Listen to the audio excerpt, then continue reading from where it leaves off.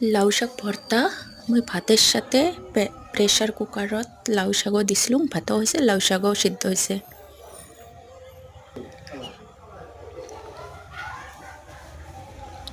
পিঁয়াজ, শুকান মরিচ ভাজি নিছুম, ধনিয়া পাতা, নিমখ দিয়ে ভর্তা করিম।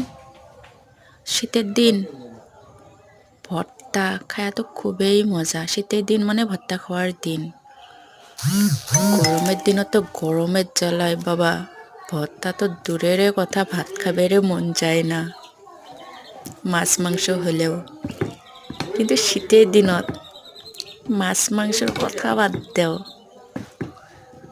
গরম গরম ভাত দিয়ে যিকোনো ভর্তা ঝাল ঝাল করি মজার